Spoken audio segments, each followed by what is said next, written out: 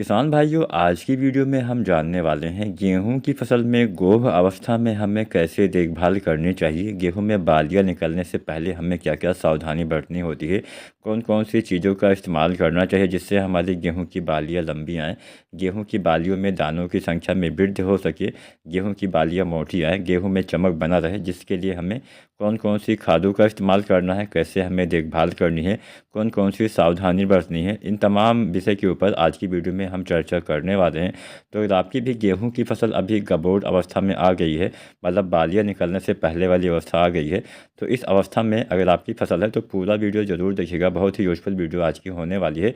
और मान लीजिए अगर आपकी फसल अभी गबोड़ अवस्था में नहीं आई है तो आप हमें नीचे कमेंट करके ये ज़रूर बताएं कि आपकी फसल अभी कितने दिन की हो गई है।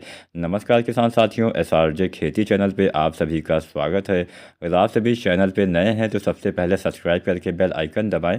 और अगर आपके मन में कोई भी सवाल है, कुछ भी आप जानकारी चाहते हैं तो नीचे कमेंट करें और वीडियो को लाइक भी करें, शेयर भी करें। आप आने वाले समय में कौन कौन सी फसलें लगाने वाले हैं ये भी हमें नीचे कमेंट करके अवश्य बताएं। चलिए वीडियो स्टार्ट करते हैं। किसान साथियों, जब हमारी फसल गबोड़ अवस्था में आती है, मतलब जब बालियाँ तने के अंदर बनना चालू हो जाती हैं, सीधा सीधा तरीका होता है जब आपके गेहूँ के जो तने होते हैं थोड़ा सा गोलाई होने लगे, थोड़ा सा मोटापा उसमें आने लगे, मतलब थोड़ा सा मोटाई गोलाई बढ़ने लगे, तो समझ लीजिए गबोड़ अवस्था आ गई है। अगर आप बीज से मतलब तने के बीज को अगर आप तोड़ के देखेंगे तो वहाँ पे बहुत छोटी सी बाली भी आपको बनती हुई नज़र आ जाएगी। तो इसी अवस्था को हम गबोड़ अवस्था बोलते हैं। हम गबोड़ अवस्था में बहुत सारी सावधानियाँ बरतनी होती है। सबसे पहले सावधानी किसान साथियों आपको सिंचाई की बरतनी होती है। किसान साथियों, जब गेहूँ में हमारी गबोड़ अवस्था आती है तो इस समय आपके फसल को सबसे ज़्यादा मात्रा में पानी की आवश्यकता होती है, लेकिन इतना भी नहीं कि आप पानी एकदम भर दीजिए, मतलब पर्याप्त मात्रा में आपके खेत में पानी होना चाहिए। अब बहुत सारे किसान भाई गलती ये करते हैं कि शुरुआती अवस्था में तो हम अपनी फसलों पे काफ़ी ज़्यादा ध्यान देते हैं, अच्छे से खादों का इस्तेमाल, अच्छे से हम दवाएं डालते हैं, अच्छे से हम सिंचाई करते हैं, लेकिन जैसे जैसे हमारी फसलें बड़ी होती चली जाती हैं हम थोड़ा सा ध्यान देना कम कर देते हैं। अब जब गबोड़ अवस्था आती है इसके बाद ही आपकी बालियाँ निकलेंगी, उसके बाद में फ्लावरिंग आएगी, उसके बाद में दाने का भराव होगा। ऐसी बहुत सारी अवस्थाएँ आगे भी आने वाली है, तो इसके ऊपर भी आपको समय समय पर वीडियो देखने को मिलती रहेगी। तो इसके लिए अगर अभी तक आपने SRJ खेती चैनल को सब्सक्राइब नहीं किया है तो प्लीज़ चैनल को सब्सक्राइब करके बेल आइकन पे ऑल नोटिफिकेशन ऑन कर लें। तो यहाँ पे मैं बात कर रहा था सिंचाई की। किसान साथियों, लगभग 70 दिन के आसपास हम गेहूं में तीसरा पानी लगाते हैं। तो अगर आपने अभी तक गेहूं में तीसरी सिंचाई नहीं की है तो सबसे पहले तो आपको सिंचाई कर देनी है, या फिर अगर आपकी मिट्टी में पर्याप्त मात्रा में नमी है तो आप सिंचाई को 10-5 दिन आगे पीछे भी कर सकते हैं। ऐसा नहीं कि हाँ हम बोलते हैं कि 70 दिन पर आपको सिंचाई करनी है तो 70 दिन पर ही सिंचाई करनी है।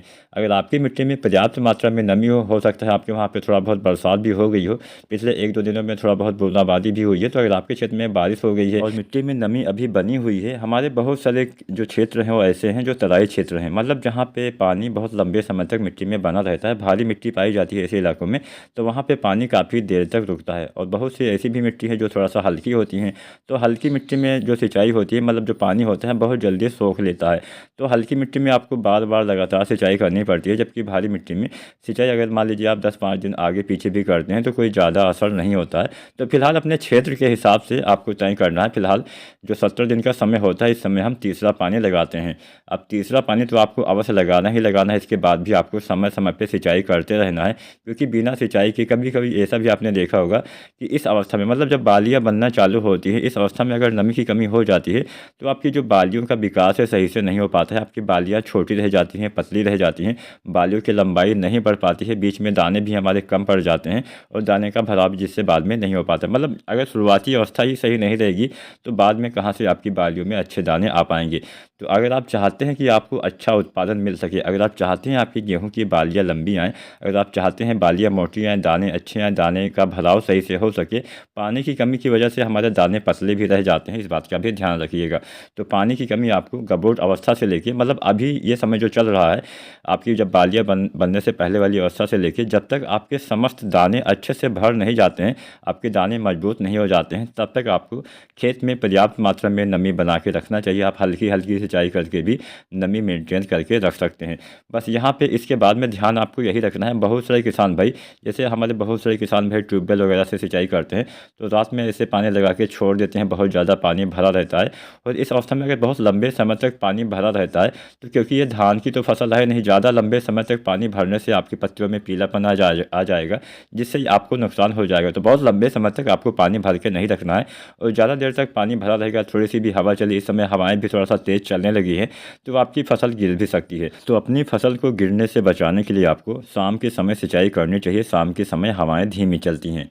तो पहली चीज़ तो आपको ध्यान रखना है सिंचाई की गबोट अवस्था से लेके, मतलब बालियाँ निकलने से पहले वाली अवस्था से लेके जब तक आपके समस्त दाने का भराव सही ढंग से नहीं हो जाता है, जब तक आपके सभी दाने अच्छे से मजबूत ठोस नहीं हो जाते हैं, तब तक खेत में पर्याप्त मात्रा में नमी आपको बना के रखना पड़ेगा। अगर आप ऐसा कर लेते हैं तो आपको अच्छा उत्पादन निश्चित ही मिलने वाला है। अगर नमी की कमी हो जाएगी तो आपको काफ़ी ज़्यादा नुकसान हो जाएगा।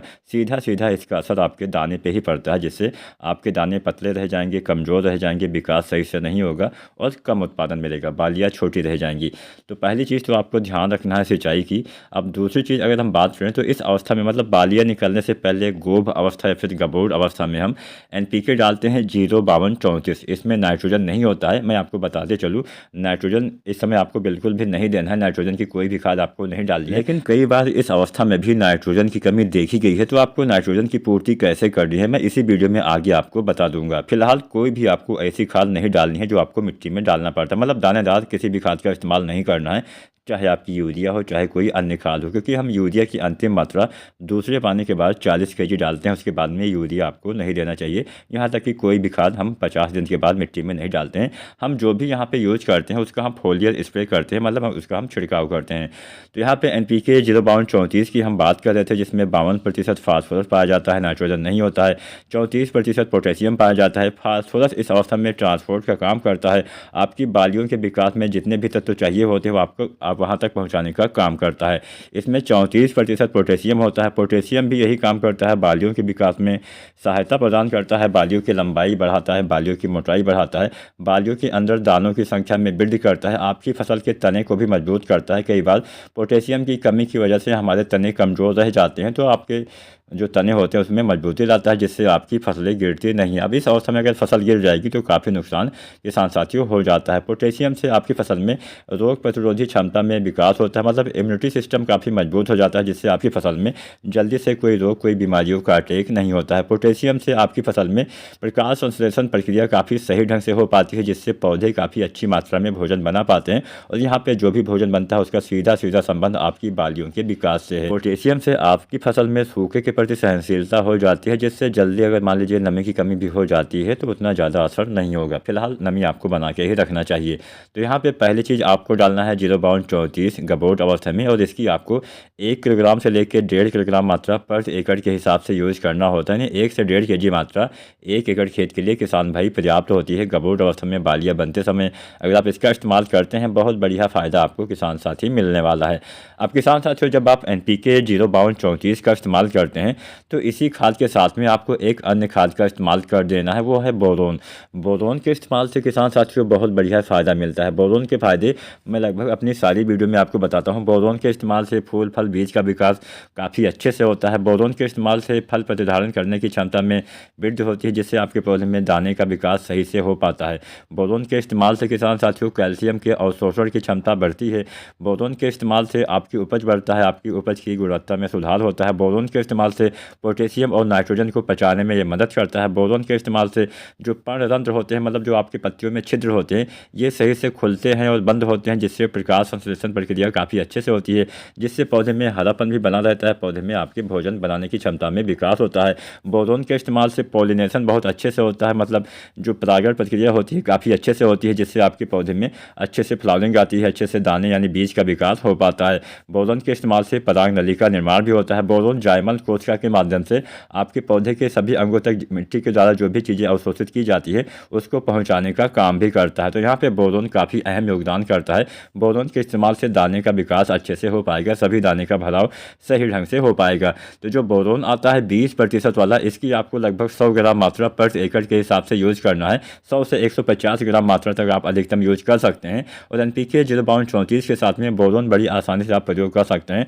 बहुत बढ़िया फ़ायदा किसान साथियों आपको मिलने वाला है। है। अब यहाँ पे इस अवस्था में अगर आप चाहें तो जिंक का भी छिड़काव कर सकते हैं। अगर आप जिंक का इस्तेमाल कर देते हैं तो इस समय आपकी फसल में भोजन अच्छे से बन पाता है। जिंक के इस्तेमाल से प्रकाश संश्लेषण प्रक्रिया काफ़ी सही से होती है। अगर मान लीजिए बाई चांस थोड़ा बहुत पीलापन है वो भी दूर हो जाता है। और जैसा कि मैंने आपको स्टार्टिंग में बताया था पीलापन कैसे आपको दूर करना है, तो पीलापन दूर करने के लिए आपको यहाँ पे यूरिया का इस्तेमाल करना है, लेकिन इसका आपको फोलियर स्प्रे करना है, छिड़काव करना है। तो यहाँ पे 1 से 2 kg आप यूरिया भी इसके साथ में मिला के प्रयोग कर सकते हैं, यानी NPK 0/34 1 से 1.5 kg। साथ में बोरोन आपको यूज करना है 100 से 150 ग्राम। साथ में अगर पीलापन आपको दिखता है, पत्तों में पीलापन है, नाइट्रोजन की कमी दिखती है, तो यहाँ पे आपको यूरिया भी 1 से 2 kg मिला के छिड़काव कर देना है। और आप चाहे तो जिंक का भी छिड़काव कर सकते हैं, बढ़िया लाभ मिलेगा। तो जो जिंक आती है यहाँ पे 33% वाला और 21% वाला जिंक आपको यूज नहीं करना है। यहाँ पे केवल आपको जो 12% वाला जिंक आता है, जिसको हम चिलेटेड जिंक बोलते हैं, उसका इस्तेमाल आप कर सकते हैं, क्योंकि NPK 0/34 में 52% फास्फोरस होता है और फास्फोरस के साथ में हम जिंक का इस्तेमाल नहीं करते हैं। लेकिन हाँ, 12% वाले जिंक आप मिला के यूज कर सकते हैं, लेकिन उसमें भी कुछ कंडीशन होता है। ऐसा नहीं कि एक साथ मिला के आपको स्प्रे कर देना है। यहाँ पे हमने 4 चीज़ें आपको बताई है। पहला हमने बताया NPK 0/34, दूसरा हमने बताया बोरोन, तीसरा हमने बताया यूरिया, चौथा हमने बताया जिंक। अब यहाँ पे चारों का अलग अलग आपको घोल बनाना है, इकट्ठा नहीं घोलना है। चारों को अलग अलग घोलना होता है, उसके बाद में आपको छिड़काव करना होता है, स्प्रे करना होता है। मतलब चारों का यहाँ पे अलग अलग बर्तन में आपको घोल बनाना है, उसके बाद में टंकी में जब आप डालें तो चारों को डाल के आप स्प्रे कर सकते हैं। इसके बाद में क्या करना होता है, जब भी आप इस खाद का इस्तेमाल करें उस समय खेत में पर्याप्त मात्रा में नमी होनी चाहिए। अगर खेत में पर्याप्त मात्रा में नमी नहीं है तो पहले सिंचाई कर दीजिए, उसके बाद ही आपको इसका इस्तेमाल करना चाहिए। अब किसान साथियों, हम थोड़ा सा और आगे बढ़ते हैं। जब हमारी गेहूं में बालियाँ निकलने लगती हैं, उस अवस्था में आपको एक NPK आता है 0050, इसका इस्तेमाल कर देना चाहिए। बाई चांस मान लीजिए आपकी 50% बालियाँ निकल आई हैं या 60-70% बालियाँ निकल आई हैं, मतलब बालियाँ निकलना चालू हो गई हैं, उसके बाद में आपको 0/34 नहीं डालना होता है। बालियाँ निकलने के बाद में आपको NPK 0050 का इस्तेमाल करना चाहिए। बहुत बढ़िया फ़ायदा मिलता है। कोशिश करें फ्लावरिंग से पहले इस्तेमाल कर लें तो यहाँ पर काफ़ी अच्छा लाभ आपको मिल जाएगा। अगर फ्लावरिंग से पहले आप 0050 डालते हैं तो उसके साथ में भी आप चाहें तो आप बोरोन फिर से डाल सकते हैं। बोरोन की 100 या 150 ग्राम मात्रा पर एकड़ के हिसाब से, साथ में NPK 0050 1 से 1.5 kg डाल देंगे तो भी आपके पौधे में फ्लावरिंग अच्छे से हो जाएगी, बोरोन अच्छे से काम करेगा। तो किसान साथियों, उम्मीद करते हैं आज की वीडियो आपको पसंद आई होगी। वीडियो पसंद आई है तो लाइक करना मत भूलिएगा, और चैनल पर नए हैं या पुराने हैं अभी तक आपने SRJ खेती चैनल को सब्सक्राइब नहीं किया है, सबसे पहले चैनल सब्सक्राइब करके बेल आइकन दबाना मत भूलिएगा। वीडियो देखने के लिए बहुत बहुत धन्यवाद।